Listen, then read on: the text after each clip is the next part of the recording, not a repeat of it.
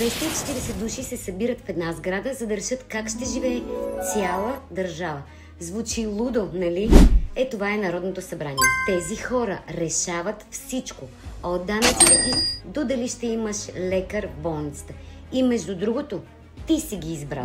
Народното събрание е мястото, където се събират 240 души, за да решават съдбата на страната.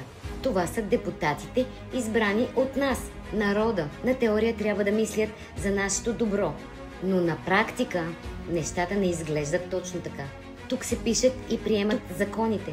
Един депутат или група предлага законопроект, после всички го обсъждат. Понякога се карат, като в квартална кръчма. Чакайте да ви кажа нещо! Нещо работи, щом така се превъзбуждат и идват тук да ме гледат и да се зъбат. Явно работи. Явно работи. Злати работи, нали? Виж как гледа страшно, Злати. Ние с Злати сме добри приятели. Гласуват го и ако мине, честито.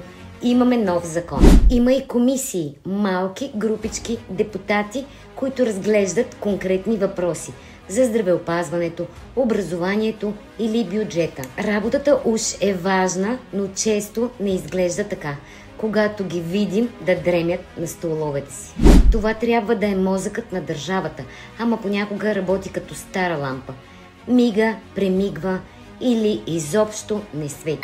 То също така решава кой да е премиер и кой да е в правителството. Ако не са доволни от тях, могат да ги махнат с вот на недоверие. Но когато мозъкът работи на автопилот, кой всъщност управлява?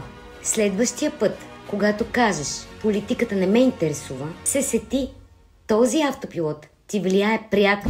Последвай ме за още, защото властта трябва да се разбира, не да се проспива.